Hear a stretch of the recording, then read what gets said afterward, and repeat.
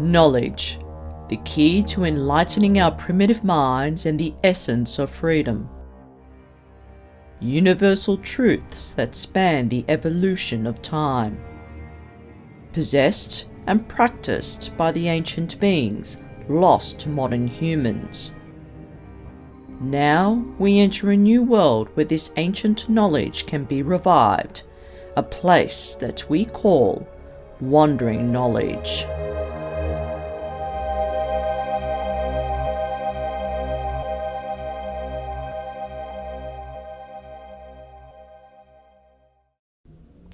The ancient beings were trailblazers and pioneers, skilled megalithic artisans with an amazing talent for geometric engineering. They brought with them their knowledge and made a home here on Earth, a wonder to behold. Today, we just have a small glimpse of the pinnacle of their time here on Earth, their skills and talents displayed within and upon the stone walls of monumental ruins. But the legacy they left behind is hidden, left for us to decipher and decode, to figure out how they did it.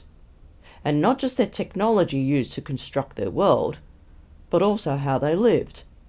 In a world without war and poverty, but rather a world of independence, cooperation, and happiness.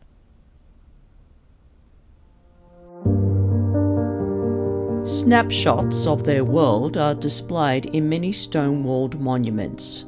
To the untrained eye, we see their writings as prolific artwork like an exhibit in a gallery. But to the trained eye, their writings signify a unique way of living. It paints a picture of their time on Earth, the society they set up, a world of excellence, commitment to their passions, and a drive to master their talents. Today, we marvel at the geometric beauty of their engineering, feats we would struggle to replicate with our own technology, but still their legacy possesses so much more for us.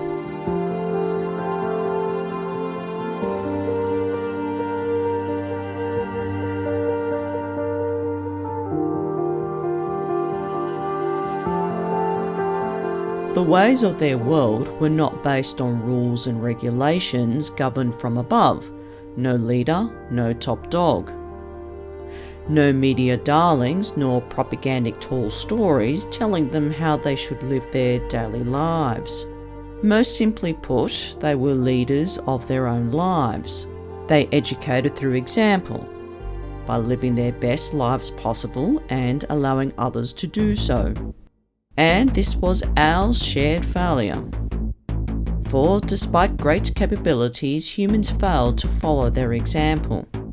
They saw us humans strangely following our self-appointed leaders, telling us how we should live our daily lives to suit the needs of that top dog. Our leaders gave us rituals and routines, set patterns of work, and rewarded our lazy loyalty with spectacle and escape that pleased our instincts. But this did not make us any happier.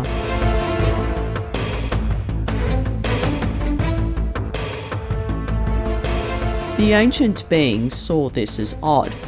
They had taken a risk to guide us out of our orderly routine of obedience and lazy contentedness onto a path of happiness, to follow our hearts.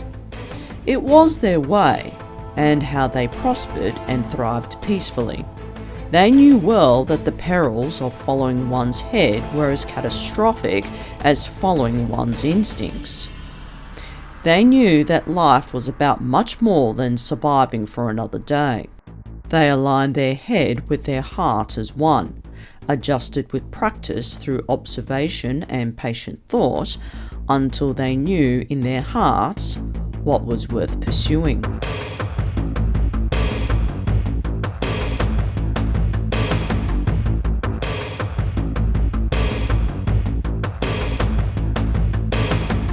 But humanity failed and continues to stubbornly and ignorantly fail to follow their example.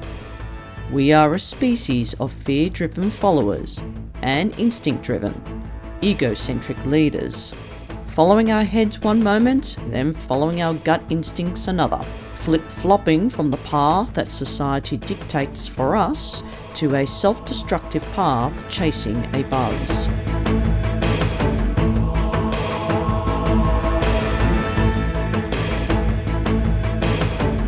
While the independent-minded, those who follow their hearts, are either cut back down to being a follower, forced to submit to top dog, or are cut out of society.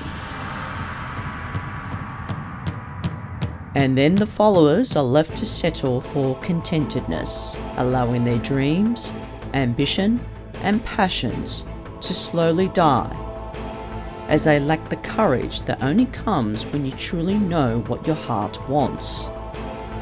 Instead, they submit to their fear of being ignored, fear of being ridiculed, fear of being attacked, and worst of all, fear of facing the void inside.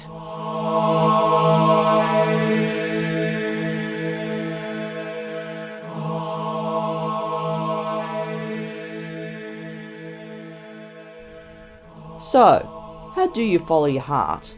How do you even know what your heart really wants? Well, you don't need Einstein to figure this one out. All it takes is just one simple act of observation. See you next time.